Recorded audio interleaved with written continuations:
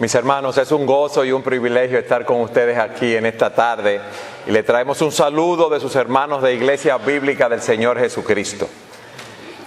Estamos sumamente gozosos de ver la obra que Dios está haciendo en el mundo hispanoparlante y la obra que el Señor está haciendo aquí en España. Quizás como ustedes están aquí, no ven las diferentes iglesias que se están levantando en las diferentes ciudades en España donde el Evangelio está siendo predicado. Durante más de 25 años, Patricia y yo hemos visitado a España. Para los que no lo saben, Patricia es de ascendencia asturiana. Su padre es de Gijón y nosotros con frecuencia veníamos a Asturias. Y en Gijón había una iglesia de la Asamblea de Hermanos donde nosotros nos congregábamos. Pero cuando íbamos a otras ciudades no conocíamos iglesias y preguntábamos y había muy pocas iglesias, y nos da gozo de ver cómo el Señor está llamando almas, como decía el pastor Moisés, de las tinieblas a la luz, para que anunciemos sus virtudes. Alabado sea el Señor por eso, mis hermanos. Es una misericordia de Dios que en estos tiempos tenemos esa visitación. Moisés decía que nosotros estábamos cansados. Es verdad que 7 horas del autobús y salimos temprano de Almería, pero el hecho de estar con ustedes nos regocija y nos revitaliza. O sea que ese cansancio no lo sentimos. Y qué bueno que el mundo celebra hoy el Día del Amor, el Día de los Enamorados. Es un día de beneficio para los comerciantes. Nosotros debemos celebrarlo todos los días porque el amor de Cristo ha sido derramado en nuestros corazones. Nosotros debemos celebrarlo porque de tal manera amó Dios al mundo que ha dado a su Hijo unigénito para que todo aquel que en Él cree no se pierda, mas tenga vida eterna. Y ese debe ser nuestro regocijo. Y mayor es el regocijo que un día como hoy podemos verlo a todos ustedes aquí queriendo aprender más de la palabra de Dios y aprender del tema que vamos a tratar, el matrimonio. En estos tiempos podemos decir que el que se casa es valiente. ¿Y por qué lo decimos? Porque las estadísticas en nuestro país, en la República Dominicana, nos dicen que de cada 100 parejas que se casan, 50 se divorcian. Y de las 50 que no se divorcian, nosotros conocemos muchos matrimonios que permanecen juntos por temor a separarse, no por amor, por problemas económicos, asuntos sociales, por los hijos.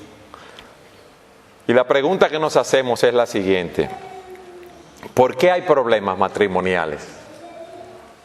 ¿Por qué los matrimonios o el matrimonio parece que es una institución que va a sucumbir? Muchos dicen, vamos a hacer contratos que sean renovables a 1 año, a 2 años, para no vivir juntos. Otros dicen, ¿para qué yo necesito papeles para vivir con la mujer que amo? Es una manera de eludir el compromiso del matrimonio. Dios nos ha dado un diseño para el matrimonio. Él dice en su palabra, por lo tanto, dejará el hombre a su padre y a su madre, se unirá a su mujer y serán una sola carne. ¿Ustedes saben cuál es el problema? Que cada quien viene al matrimonio con un juego de planos debajo del brazo. Cada quien quiere conducir su matrimonio como a él le parece. Como vio en su casa que se llevaban sus padres y tenían un buen matrimonio. El hombre va al matrimonio con su juego de planos debajo del brazo, como él entiende que debe ser, como funcionaba su hogar, si era un hogar funcional. Y aquellas cosas que eran disfuncionales en el hogar, él no quiere repetirlas. Y la mujer va al matrimonio con su juego de planos debajo del brazo. Ella cree que sabe cómo debe llevarse a cabo ese matrimonio. Imagínese que usted es un ingeniero civil y viene una pareja y le da cada uno un juego de planos para que usted construya su hogar. Y yo le doy un juego de planos de una casa de una sola planta y mi esposa le da un juego de planos de una casa de 3 plantas. Desde el momento que el ingeniero empieza a hacer la zapata para la casa de 3 plantas, ¿qué va a decir la esposa que tiene un juego de planos para una casa de una planta cuando vea esa zapata enorme, ese fundamento tan grande? Aquí hay problema. ¿Qué va a decir cuando yo esté construyendo y tenga 60 puertas, 30 puertas, cuando la casa que ella diseñó solamente lleva 20 puertas? ¿Qué ella va a decir cuando vea que donde ella diseñó en su casa de una planta que fuera la cochera, hay espacio para 12 vehículos? Va a haber un conflicto inmediatamente. Y la pregunta que nos hacemos es entonces, ¿cómo vamos a resolver este problema? Y la única solución que tenemos es ir donde el diseñador y preguntarle a él cómo debemos diseñar nuestros matrimonios. Pero eso nos trae problemas porque nosotros queremos hacer las cosas como nos parece. Cada uno de nosotros se cree que es autosuficiente y el Señor nos muestra que esto no es así. Y Dios, mis amados, Dios nos dice en su palabra cómo debemos conducir nuestros matrimonios. Desde el inicio, Él le dijo a nuestros primeros padres cuál iba a ser ese diseño. Dejará el hombre a su padre y a su madre, se unirá a su mujer y serán una sola carne. Y nos ha dicho también cómo debemos conducirnos en nuestros roles como esposos y como esposas. Y yo quiero que veamos el rol de nosotros como esposos primero. ¿Ustedes saben por qué? Porque tal los líderes, así es el pueblo. Y nosotros somos los responsables, como veremos en la Escritura, de ser líderes en nuestros hogares. Y yo quiero que ustedes vayan conmigo a la epístola de Pablo a los Efesios, en el capítulo 5, y leamos los versículos 22 y 23. Y yo sé que usted debe estar pensando que ya yo me equivoqué de inicio porque allí se habla del rol de la esposa. Pero quiero que lo leamos. Leo de la Biblia de las Américas. Las mujeres estén sometidas a sus propios maridos como al Señor, porque el marido es cabeza de la mujer, así como Cristo es cabeza de la iglesia, siendo Él mismo el Salvador del cuerpo. Tú estás llamado, mi hermano, a ser el líder de la relación con tu esposa, a ser la cabeza. Dios nos ha confiado a nosotros, óigame bien, a los hombres, sus hijas que han sido redimidas por la sangre del Cordero. Y al que mucho se le da, mucho se le exigirá. Nosotros somos administradores de los misterios de Dios y debemos ser hallados fieles. Y si el Señor viniera ahora y te preguntara cómo tú estás desempeñando tu rol como esposo, cómo tú te estás comportando con mi hija que yo te entregué para que ella creciera en la gracia y el conocimiento de Jesucristo, ¿qué tú dirías? Tú eres el líder. Pero ustedes saben qué es lo que pasa, que el concepto que nosotros tenemos de liderato es un concepto del mundo. Y yo quiero que veamos cuál es el concepto bíblico. Cuando aquí se nos dice que nosotros somos la cabeza de la mujer, así como Cristo es la cabeza de la iglesia, nos está diciendo que en nuestras cabezas está ¿qué? El cerebro que gobierna nuestros cuerpos físicos. La cabeza debe gobernar esa relación. Y en el mundo, eso es algo chocante, y más en un mundo donde hablamos de igualdad.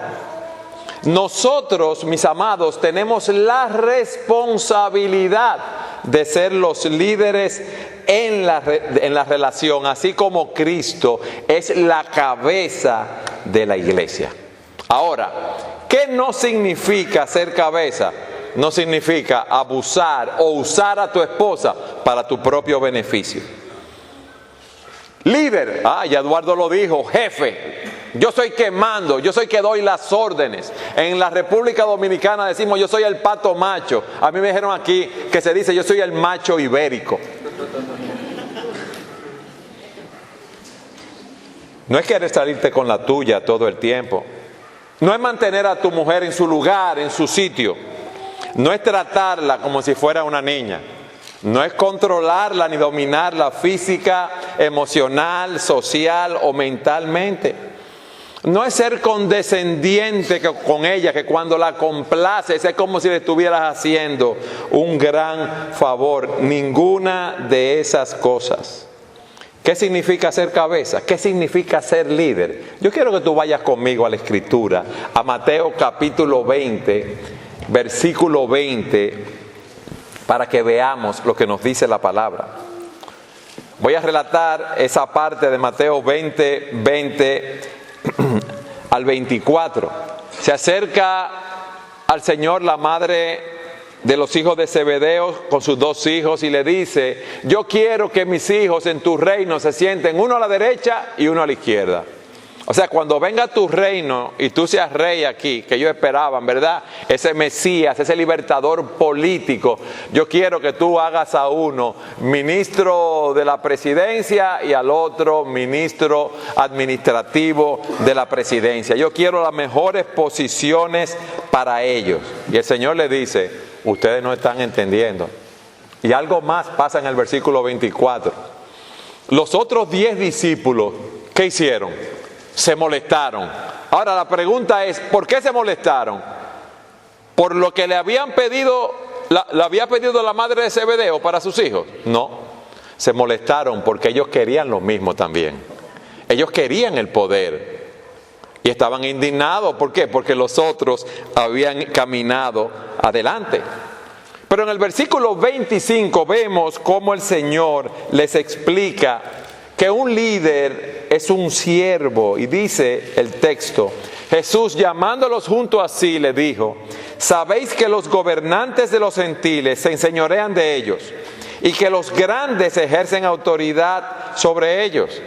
En el mundo, el hombre que tiene liderato, generalmente el que se aprecia es aquel que es un dictador, que usa el poder y la autoridad carnal. Y se nos dice aquí que nosotros como líderes, los creyentes, debemos actuar de manera opuesta. Miren el versículo 26. No ha de ser así entre vosotros, sino que el que quiera entre vosotros llegar a ser grande, será vuestro servidor. Y el que quiera entre vosotros ser el primero, será vuestro siervo. En el mundo, la grandeza se mide por la cantidad de dinero que tú tienes, los bienes materiales, los coches, las casas grandes, las personas que están bajo tu mando, en la cantidad de juntas de administración en las cuales tú estás. Pero para Jesucristo, todas esas cosas no tienen valor. Y Él les dice: para mí, el servidor y el esclavo, que eran la categoría más baja en la escala social de los judíos, un servidor era un empleado doméstico que recibía un sueldo, y un esclavo era alguien que no recibía ningún sueldo, que había sido vendido a esa persona. Le dice: el siervo es aquel que es el servidor y que es el esclavo. Miren qué concepto más diferente a lo que nosotros creemos en el mundo. E inmediatamente les dice: así que el Hijo del Hombre no vino para ser servido, sino para servir y para dar su vida en rescate por muchos. Yo no vine para ser presidente de Israel, ni el dictador de Israel. ni el líder mundial. Yo no vine para ocupar un trono, yo vine para ocupar una cruz. Y por eso era que las personas no le podían entender. Yo vine a dar mi vida, dice el Señor, en rescate por mucho. Yo vine para liberarlos a ustedes de la esclavitud en la cual se encuentran, de manera que puedan servir a Dios. No para que ustedes sean nuestros sirvientes, no para que ustedes estén satisfaciendo nuestros deseos. ¿Qué es un siervo? Alguien que busca satisfacer las necesidades reales de las personas a las que sirve. Eso somos nosotros, hombres. Y eso es un concepto que al mundo no le gusta. Nosotros debemos dar dirección, eso es una realidad. Nosotros debemos establecer la agenda de nuestros hogares. Nosotros, en conjunción con nuestras esposas, oyendo sus opiniones, debemos ver dónde vamos a vivir como familia, dónde vamos a trabajar, a qué iglesia vamos a asistir, cómo vamos a manejar las finanzas. Debemos tomar la responsabilidad en la educación y la disciplina de nuestros hijos junto con nuestras esposas.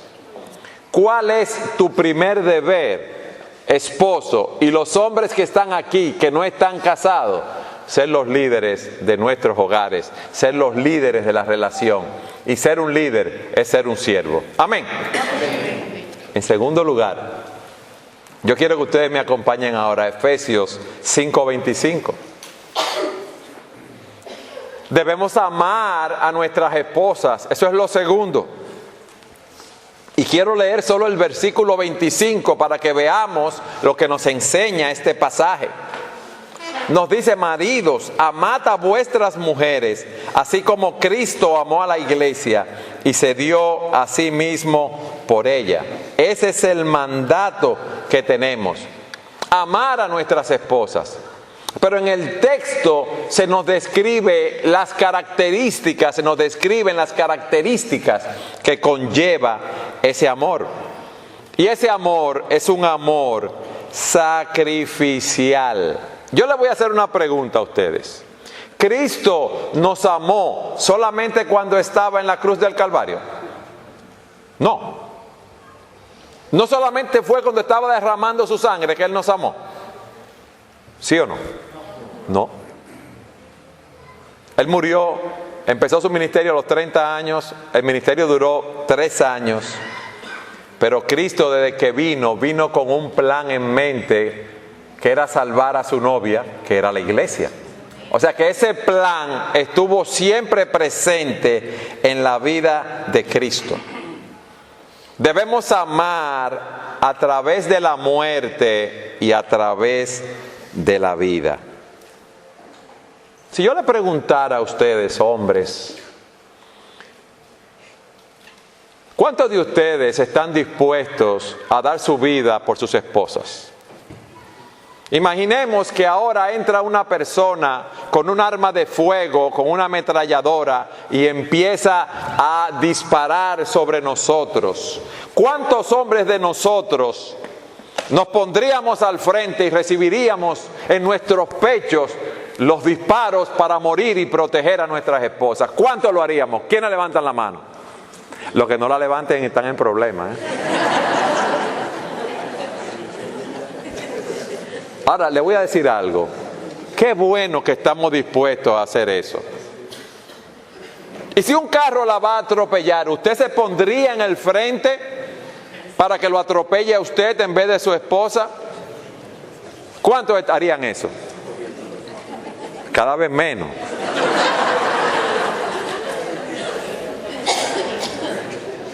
Yo le voy a decir algo a ustedes, mis amados. Nosotros sabemos que eso puede pasar, pero es muy difícil. Muy difícil que pase. El punto es el siguiente: ¿cuántos de ustedes están aquí y ahora dando su vida por sus esposas? ¿Cuántos de ustedes, o de nosotros, porque yo me incluyo, estamos dispuestos a vivir para ella? Es muy loable recibir los disparos, que el carro nos atropelle. Muy bien. Pero si estamos dispuestos a pagar lo más grande con nuestras vidas, ¿por qué no podemos ayudarla con los niños? ¿Por qué no podemos quedarnos en casa con los niños cuando ella tiene que hacer una diligencia, una visita o ir al salón de belleza? ¿Por qué no podemos ayudarla con los quehaceres de la casa? Si estamos dispuestos a morir por ella, ¿por qué no podemos tratarla con amabilidad y mostrar ese amor sacrificial sin gritarle? ¿Por qué no estás dispuesto a escuchar sus ideas y sugerencias? Miren, mis amados, óigame bien, hombre. Dicen que las mujeres hablan de 40 a 50 mil palabras diarias y nosotros los hombres 10,000. Yo no soy científico, quizás sean 30,000. Imagínense que son 40,000 y que ella ha hablado 20,000 durante el día y usted llegó a las 5 de la tarde del trabajo. Le quedan 20,000 palabras que hay que oírlas. ¿Tú estás dispuesto a escucharla? Mira lo que nosotros hacemos. Empiezan a hablarle. Ve al punto, dime qué es lo que tú me quieres decir. Porque uno siente que le están dando vueltas y lo están mareando con todo lo que le dicen. Uno quiere que le digan cuál es el problema y yo te voy a dar la solución. Pero ella no quiere que tú le des la solución del problema. Ella quiere que tú le escuches. Y tú que estás dispuesto a recibir esos disparos que van a desgarrar tu pecho, ¿no estás dispuesto a escuchar a tu esposa entonces? ¿Ese es el amor sacrificial? ¿Por qué no complacerla y si tienen una sola salida, llevarla al restaurante que a ella le gusta? Debemos estar dispuestos a amar a nuestras esposas así. Debemos estar dispuestos a sacrificar nuestros deseos egoístas. Dejar a un lado la computadora. Dejar a un lado el teléfono con el WhatsApp. Dejar a un lado el internet. Dejar a un lado algo que es imprescindible, el partido de fútbol en la televisión. ¿Para qué? Para escucharla a ella. No hay que morir físicamente para hablarle con dulzura y amabilidad a tu esposa. No hay que morir para mostrarle tu amor. No hay que esperar el 14 de febrero de cada año para tú decirle que la amas, cuando se lo puedes decir los 365 días del año. ¿Tienes tú ese amor sacrificial? ¿O tú has caído presa, como dice el poeta, bajo el vulgar agobio de la rutina diaria? Y son dos amigos que están ahí. Y tú te has vuelto frío, distante, hay problemas que no se han resuelto.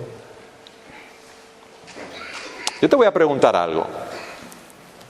¿Por qué tú te casaste con tu esposa? ¿Por qué? Porque era la mujer que tú amas, que amabas y amas todavía. Ese amor debe llevarnos a actuar. Ese amor debe llevarnos a ser tiernos con ella. No solamente ser cariñosos cuando queremos tener intimidad con ella. Debemos mostrarle lo mucho que nosotros las amamos, que nuestros corazones, después de 5, 10, 15, 20, 30, 50 años, laten profundamente de amor por ella. Vamos a vencer la barrera y vamos a decirle a nuestras esposas lo mucho que la amamos. Amén. ¿Qué yo he dicho hasta aquí? Que debemos ser líderes, debemos ser siervos y que debemos amar a nuestras esposas. Y hemos visto una característica en ese texto de lo que es el amor por nuestras esposas. Ese amor es sacrificial. Pero ese amor también es un amor santificador. Fíjense lo que dicen los versículos 26 y 27 de Efesios 5. Cristo se dio a sí mismo por su iglesia para santificarla, habiéndola purificado por el lavamiento del agua con la palabra, a fin de presentársela a sí mismo una iglesia en toda su gloria, sin que tenga mancha ni arruga ni cosa semejante, sino que fuera santa e inmaculada. Cristo se dio a sí mismo para embellecer su iglesia, para hacerla atractiva. En el libro de Esther se nos dice que el rey Asuero había desechado a la reina Vasti. ¿Se acuerdan de esa historia? Y él le había dicho que escogieran jóvenes hermosas, que le hicieran un tratamiento para un año, para él elegir a una. Él iba a buscar una de esas mujeres por su belleza. Y la pregunta que nos hacemos es, ¿me amó Cristo por mi belleza? ¿Me amó Cristo porque yo era bueno, bello y puro? Cristo no nos escogió a nosotros ni por nuestra belleza ni por nuestra pureza, sino que nos encontró muertos en delitos y pecados, siguiendo la corriente de este mundo, en una condición pecaminosa. Nos tomó y ¿qué hizo? Nos embelleció. Él no esperaba nada de nosotros excepto lo que Él nos daría a nosotros primero, porque lo que nosotros le dimos a Él fue odio y rechazo. Y aquí se nos dice que el amor nuestro debe ser un amor santificante. Si tú amas a tu esposa verdaderamente, tú la debes estar ayudando a crecer en la gracia y el conocimiento de Jesucristo. Tú debes estar haciendo todo lo que sea posible para mantener su santidad, su virtud y su pureza.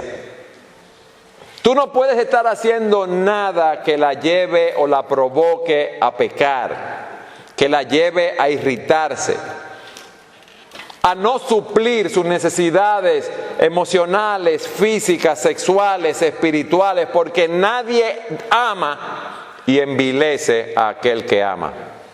Por eso nosotros le decimos a los jóvenes, a los novios, que si el novio le dice a la novia que quiere tener relaciones con ella, no la ama. Está buscando su propia satisfacción, porque dice la Escritura, sea el matrimonio honroso en todos y el lecho sin mancilla, porque a los inmorales y a los adúlteros los juzgará Dios. Mis amados, tú estás santificando a tu esposa.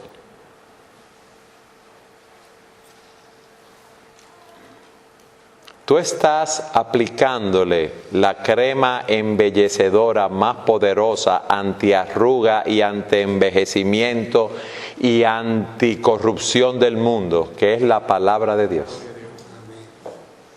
Yo te animo a que tú lo hagas, a que tú trates con su alma. Pero para tratar con su alma, tú debes tratar primero con la tuya. Tú debes velar por ella espiritualmente. Tú lo estás haciendo. Y le digo algo, hermanos. Es una misericordia de Dios cuando abrimos su palabra y Él nos muestra nuestra condición, porque nuestro Dios es un Dios de infinitas oportunidades. Y es una misericordia cuando Él nos visita con su palabra y nos muestra lo que hay en nuestros corazones y lo que hay en nuestras vidas. Porque llega un momento que cuando la palabra se abre y se explica, nos sentimos incómodos, molestos, nos queremos parar y ir porque no queremos soportar lo que Dios nos dice en su palabra, porque yo no me lo estoy inventando. Pero en Cristo hay perdón para que sea reverenciado. Y esa es la misericordia que Él tiene con nosotros. Eduardo, tú no conoces a mi esposa. Tú la ves mansita aquí en la iglesia. Esa mujer es una fiera, una leona. Solo me hace así, me tira un zarpazo, y si no echo hacia atrás, esas uñas me destruyen. Hipotéticamente estoy hablando. Es verdad que hay momentos en que amar y santificar es algo difícil. Pero le digo algo. Dice la Escritura que Cristo, por el gozo puesto delante de Él, sufrió la cruz. Él no sufrió la cruz con gozo, no, el gozo puesto delante de él, lo llevó a sufrir la cruz. ¿Y cuál era el gozo de él? Ver a su pueblo, este pueblo que está aquí, parte de su iglesia, aquí redimidos, salvos por la sangre del Cordero. Él menospreció la vergüenza, el maltrato, todo por amor a nosotros, para llevarnos a la gloria. Y eso es lo que a nosotros debe motivarnos. Hay momentos en que uno entiende que tiene una pared de blogs, de esos de 8 pulgadas, frente a uno cuando hay un problema con su esposa.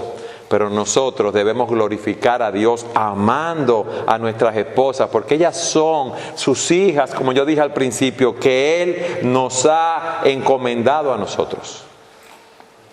Debemos amar a nuestras esposas con amor sacrificial, con amor santificador, con un amor que provee, con un amor que protege. Vayan conmigo a los versículos 28 al 30. Miren lo que dice la palabra. Así también deben amar los maridos a sus mujeres como a sus propios cuerpos. El que ama a su mujer a sí mismo se ama, porque nadie aborreció jamás su propio cuerpo, sino que lo sustenta y lo cuida, así como también Cristo a la iglesia, porque somos miembros de su cuerpo. Así que nosotros debemos amar a nuestras esposas. Cuando tú tienes hambre, ¿qué tú haces? Tú comes.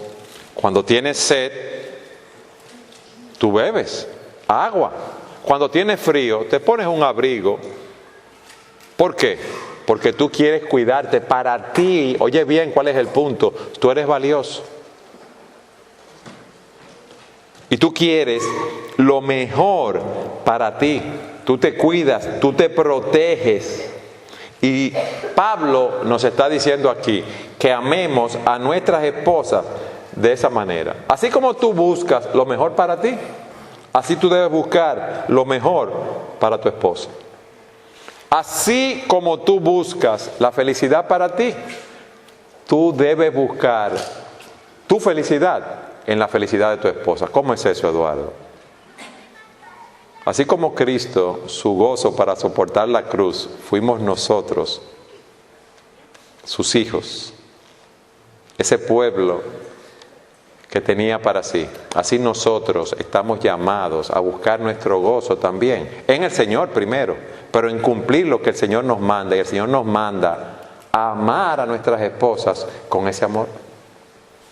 El Señor nos manda a proteger a nuestras esposas. Ustedes nunca habían pensado en eso, porque cada quien tiene su vida y muchos de nosotros tenemos muchos años en la fe y caminamos con el piloto automático y entendemos que estamos bien en nuestro matrimonio y muchos quizás lo están, pero el punto es que el Señor quiere que nosotros profundicemos en la palabra. Cuando una mujer ve a un hombre que está dispuesto a cuidarla, a protegerla, esa mujer, aunque ese hombre no sea perfecto como ninguno de nosotros lo somos, se siente segura, se siente amada. Y por eso tú debes buscar la felicidad, tu felicidad en la felicidad de tu esposa. Fíjense que dice la Escritura que nosotros debemos sustentar, alimentar, dar de comer a nuestras esposas. Nosotros somos los proveedores del hogar. ¿Qué nos vende el mundo? No, espérate, nos casamos, este es un acuerdo 50 y 50. No es ni tu dinero ni mi dinero. Yo pago la luz, el agua, el teléfono, tú pagas el carro, el coche. Entonces vamos a salir a trabajar los dos.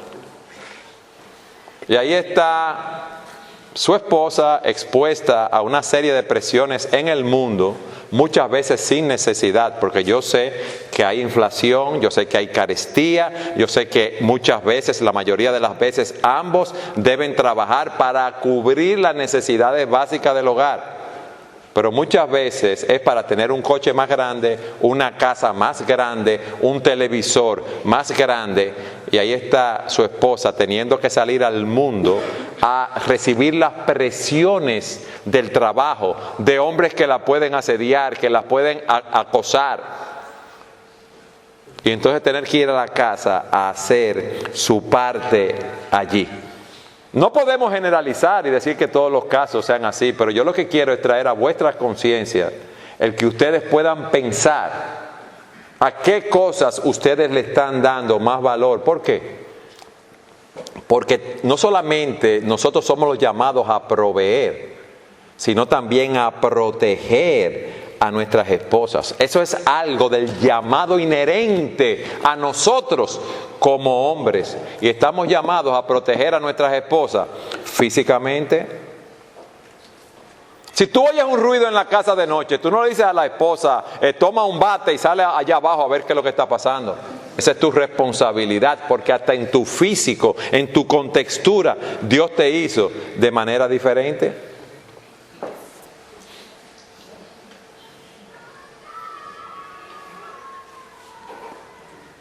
Yo quiero que tú medites en estas cosas. Quizás tu esposa está llevando una carga demasiado fuerte. Quizás tú, con la excusa que trabajas de 8 de la mañana a 6 de la tarde, a 7, le asignas una serie de responsabilidades, diligencia y trabajo que la tienen agobiada. Es posible que las exigencias del hogar, los embarazos, el cuidado de los niños, el cuidado de la casa, la estén minando. Quizás haya crítica de amigos, familiares o de ti mismo que la están afectando. Y muchas veces les exigimos a ella cosas que hagan que nosotros no hacemos. Tú estás protegiendo a tu esposa. Muchas veces nuestras esposas suben en una escalera a cambiar un bombillo, que es una responsabilidad de nosotros. Tú estás protegiendo físicamente a tu esposa. Tú la estás protegiendo espiritualmente. Dice la Escritura que cuando Satanás estaba tentando a Eva, que ella tomó del fruto, comió y dio a su marido, él estaba con ella y él comió. Yo creo que él estaba ahí. Y él fue pasivo en eso. Y él no protegió a su esposa y cosechó las consecuencias de su pecado. ¿Tú estás cuidando espiritualmente a tu esposa? ¿O es tu esposa la que está continuamente en el hogar diciéndote a ti un codazo? ¿Hiciste el devocional? Vamos a la iglesia, vamos a orar, vamos a hacer un devocional con los niños. Esa es tu responsabilidad. Tú eres la cabeza. Tú tienes que hacerlo. Tú le estás protegiendo de la falsa doctrina, de las influencias que hay con el feminismo, con todos esos libros de autoayuda, con lo que llaman la psicología cristiana, con el materialismo, con el misticismo. Es tu responsabilidad, hombre, proteger a tu esposa. No es ella que tiene que protegerte a ti. Tú estás llamado a hacerlo, a protegerla de las malas compañías. Dice la Escritura, no es rey. Las malas compañías corrompen las buenas costumbres. Tú estás llamado a protegerla sexualmente. Un esposo piadoso no le demanda a su esposa que haga en la intimidad actos que van en contra de su conciencia, porque ella entiende que son contrarios a la palabra de Dios. No la expone a pecar, no la expone a estar viendo pornografía ni cosas así, sino que mantiene su pureza y la de ella. Son muchas cosas en las cuales tenemos que protegerla. Tenemos que protegerla de nuestros propios pecados. Acán pecó, recuerdan que robó un manto babilónico y un lingote. ¿Y qué pasó con Acán y su familia? ¿Qué pasó? Fueron destruidos. Coré se rebeló y fue destruido. Nuestros pecados afectan a nuestras esposas. Hombres que han adulterado, que han perdido su trabajo, que no tienen cómo mantener a sus familias, que han enfermado sexualmente contagiando a sus esposas, que han llevado la vergüenza de una disciplina en la iglesia, que han sido encarcelados, que han avergonzado a sus hijos. Nosotros estamos llamados a proteger a nuestras esposas en todos los sentidos. Es un amor sacrificial, es un amor purificador, es un amor proveedor, es un amor protector y es un amor inquebrantable. Fíjense que en Efesios, en el versículo 31 dice, repite lo que dice Génesis 2:24 y otros pasajes de la Escritura. Por esto dejará el hombre a su padre y a su madre y se unirá a su mujer y los dos serán una sola carne. Primariamente ser una sola carne está hablando de lo sexual. Pero hay un compromiso. Y aquellos que dicen, yo no necesito un papel para vivir con mi esposa, yo no necesito casarme, yo le hago la pregunta contraria. Y si tú la amas, ¿por qué tú no firmas ese papel? Porque ese papel del matrimonio, del acta de matrimonio, es un compromiso que hacemos en la presencia de Dios. De estar juntos en salud, enfermedad, riqueza, pobreza, buenos tiempos, malos tiempos, hasta que la muerte nos separe. Cuando tú no sientes que no quieres estar con tu esposa porque hay una diferencia, porque hay un problema, porque hay muchas aflicciones, ese compromiso no es algo de los sentimientos. Ustedes ven como dicen en el mundo, ay, se me salió el amor. Había una película que dieron hace muchos años que llamaba Love Story, historia de amor, que decía, amar es nunca tener que pedir perdón. No, amar es tener que pedir perdón muchas veces, es todo lo contrario. Amar es seguir cuando ya yo no quiero seguir, cuando hay problemas, cuando hay diferencias, cuando ya yo no soporto más ultraje, más rechazo, más maltrato. Es un compromiso realista. O sea, el amor no está condicionado a que mi esposa sea dulce, atenta conmigo o que siempre parezca una modelo de revista. Es un compromiso creciente, es una planta que yo tengo que abonar, que yo tengo que echarle agua para que crezca continuamente. Es un compromiso total. Antes éramos dos vidas diferentes, éramos dos empresas diferentes. Ahora nuestra empresa se llama Una Sola Carne. Y en esa empresa los accionistas estamos llamados a hacer nuestra parte para glorificar a Dios. Ya yo no puedo pensar en mí, ya yo tengo que pensar en mi esposa. Ya yo no puedo pensar en mi vida de soltero, voy a salir con los amigos, o voy a ir al juego de fútbol, o voy a visitar a otra persona. No, yo tengo mi esposa, yo tengo a ese regalo que Dios me ha dado para que yo comparta mi vida con ella. Mis sueños, mis temores, mis fortalezas, mis debilidades, mis luchas, mis tentaciones, mis fracasos, mis victorias. Amén. Debo ser el líder de mi esposa, que es ser un siervo. Debo amar a mi esposa con todas esas características que están ahí.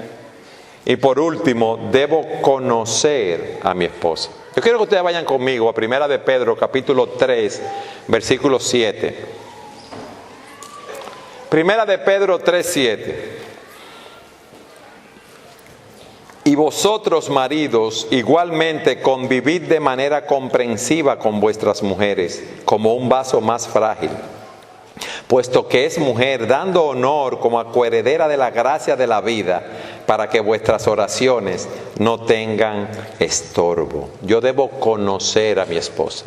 Y déjenme leerle esta historia ficticia que nos da una enseñanza. Esta historia se llama Las 8 vacas de Johnny Lingo. Dice, se llevó a cabo en una isla del Pacífico donde un hombre pagaba la dote de su esposa en vacas. Dos o tres vacas podían comprar una esposa decente, 4 o 5 vacas una esposa bonita. Pero Johnny Lingo, de una forma inaudita, había pagado 8 vacas por Sarita, una chica que a los ojos de todo el mundo en su pueblo natal parecía simple, común y corriente. Y la gente del pueblo se burlaba de Johnny Lingo porque pensaban que era una locura pagar 8 vacas por su esposa. Una narradora, una periodista que oyó de la historia, ve a Sarita después de casarse con Johnny, bella y reluciente. Y va donde Johnny le pregunta, ¿cómo puede ser esa bella mujer, la antigua Sarita? ¿Cómo ha tenido ese cambio? ¿Cómo puede ser tan diferente? ¿Cómo puede estar tan hermosa, tan bella? La respuesta de Johnny muestra que él no era tonto para nada. Y dice, ¿Alguna vez piensas, le dice a la periodista, lo que debe significar para una mujer saber que su marido se ha transado en el precio más bajo para el cual se puede comprar? Y luego, cuando las mujeres hablan, se jactan de la suma de vacas que sus maridos pagaron por ellas. Una dice, mi esposo pagó por mí 4 vacas. Otra dice, mi esposo pagó el máximo, pagó 6 vacas. ¿Cómo se siente la mujer que se vendió por 1 o 2 vacas? Eso no podía pasarle a mi Sarita. Y le dice la periodista, entonces lo hiciste para hacer feliz a tu esposa. Y dice, yo quería que Sarita fuera feliz, pero yo quería más que eso. Usted dice que ella está diferente, que luce más hermosa, eso es verdad. Muchas cosas pueden cambiar a una mujer. Cosas que pasan adentro, cosas que pasan afuera.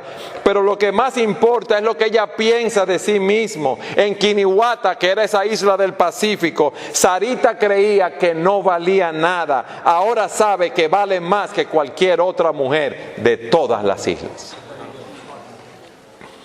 Y le dice, yo quería casarme con ella, yo amaba y la amo, yo no amo a ninguna otra mujer, pero yo quería una esposa de 8 vacas.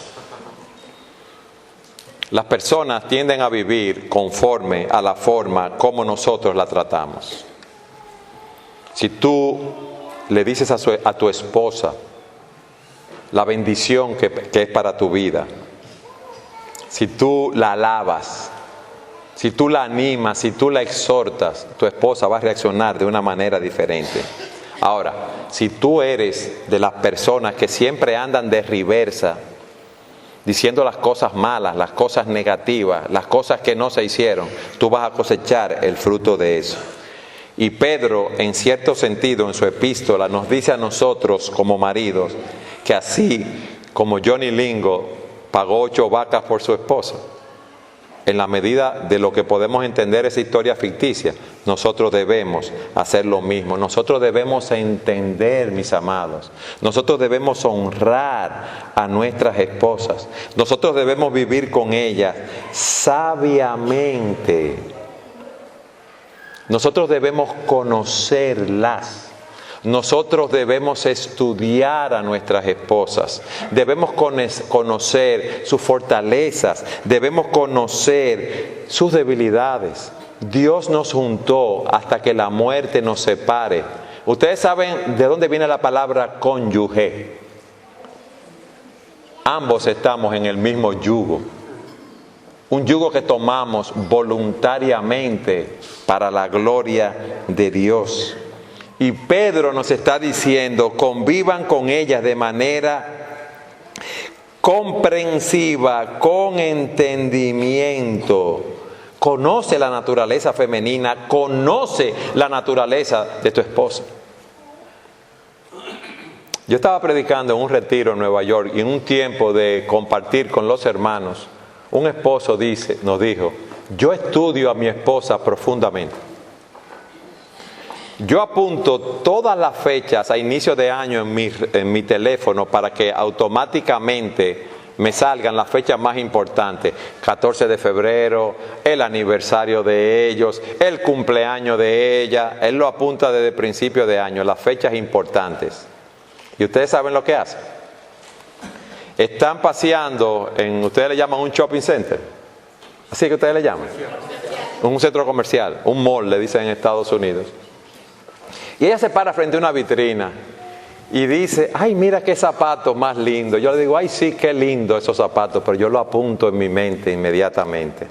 Y tan pronto puedo, que tengo el dinero o viene una fecha apropiada, yo le regalo esos zapatos. Porque él la estudia, porque él ama a su esposa, porque él quiere agradarla. Él sabe que ella es un vaso más frágil. Y él quiere honrar a esa mujer continuamente. ¿Estás tú, mi amado, honrando a tu esposa? Dándole honor como a coheredera de la gracia de vida. Dice que si tú no lo haces, tus oraciones van a ser estorbadas. Mis hermanos, yo decía hace un momento que cuando uno oye la palabra, uno se choca. Y dije que nuestro Dios es un Dios de misericordia y de bondad. Tú tienes dos caminos. O te endureces y cosechas la consecuencia, o tú miras aquellas áreas en las cuales tú estás faltando contra Dios y te humillas en la presencia de Dios. Y hoy, en la presencia de Dios, haces nuevos votos de seguir lo que Dios te dice en su palabra, y le confiesas a Dios tu pecado, y le confiesas a tu esposa tu pecado, y te sientas con ella y dile: mi amor, dime las cosas en las cuales yo debo cambiar. Es duro para nosotros, con 1 año de casado, con 60 años de casado, es duro para nosotros ser confrontados, pero si lo hacemos para cambiar, para la gloria de Dios, seremos bendecidos. Y vamos a apuntar esas áreas en las cuales debemos cambiar. Y vamos a la Escritura. Y vamos a ver cómo podemos, a la luz de la palabra de Dios, tratar con esas áreas. Pedirle al Señor que nos enseñe qué debemos hacer para cambiar. Y cómo nosotros poder implementar estos principios en nuestras vidas, en nuestros matrimonios. Recuerden algo, mis hermanos. Esta historia no es nuestra. Esta es la historia de redención de Jesucristo. Y un matrimonio no es más que una muestra en el mundo de esa relación de Cristo con su novia, que es la iglesia. Y si Cristo vale para ti, tú quieres hacer una buena representación de Él en tu matrimonio. Y qué bueno que tenemos esa oportunidad de glorificar a Dios en nuestras vidas. Qué bueno que tenemos esa oportunidad de mostrar al mundo que, como yo decía al principio, está en caos, hermanos. No saben para dónde van. Cada día surgen diferentes corrientes y es un fracaso detrás del otro.